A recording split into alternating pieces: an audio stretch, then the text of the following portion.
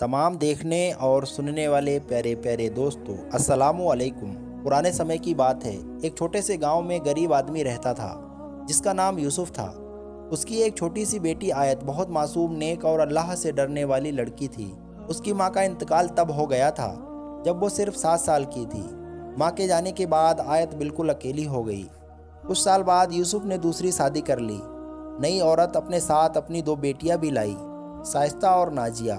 शुरू शुरू में सब ठीक लगा, लेकिन धीरे धीरे सौतेली बहनों का असली चेहरा सामने आने लगा। आयत सुबह सबसे पहले उठती, पूरे घर की सफाई करती, खाना बनाती, कपड़े धोती, और फिर भी उसे 2 वक्त की रोटी ठीक से नहीं मिलती। लेकिन शाइस्ता और नाजिया दिन भर सजती संवरती रहती और छोटी छोटी बातों पर आयत को मारती, डांटती और बेइज्जत करती। एक रात बहुत तेज बारिश हो रही थी। आयत को तेज बुखार था, उसका शरीर कांप रहा था। लेकिन शाइस्ता ने गुस्से में कहा, अगर आज भी बर्तन साफ नहीं हुए ना, तो तुझे घर से बाहर निकाल दूंगी।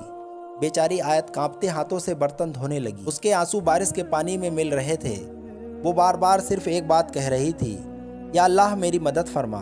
उसी रात आयत बेहोश होकर जमीन पर गिर गई। जब उसके पिता यूसुफ ने देखा तो उनकी आंखों में आंसू आ गए।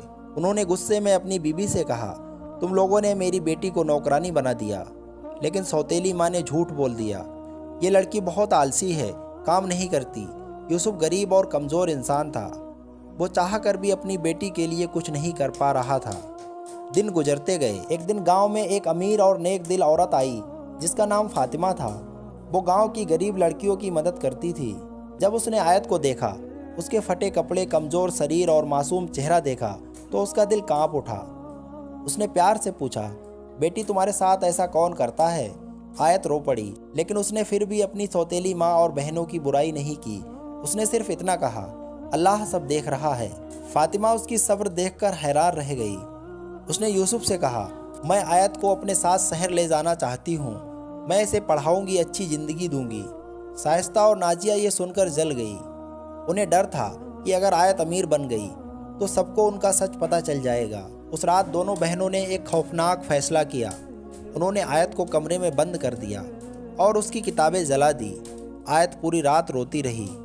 वो जली हुई किताबों को सीने से लगाकर कह रही थी, या अल्लाह मैंने किसी का क्या बिगाड़ा है।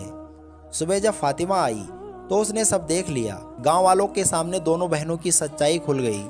लोग कहने लगे, इतनी मासूम लड़की पर इतना जुल्म, शर्म आनी चाहिए। फातिमा आयत को अपने साथ शहर ले गई।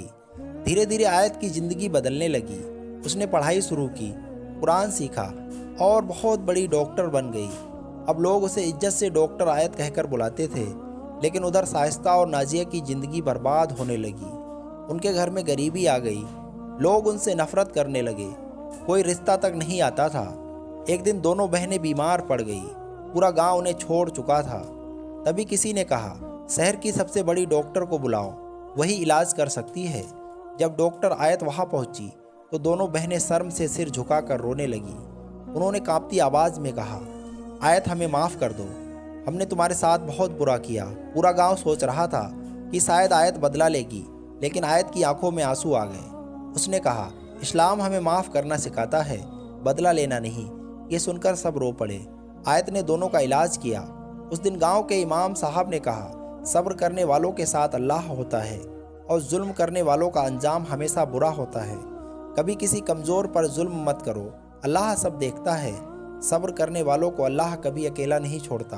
माफ़ी देना सबसे बड़ी इंसानियत है। अगर इस कहानी ने आपके दिल को छू लिया हो तो इस कहानी को अपने तमाम दोस्तों में शेयर ज़रूर करें और हमारे इस चैनल को सब्सक्राइब ज़रूर करें।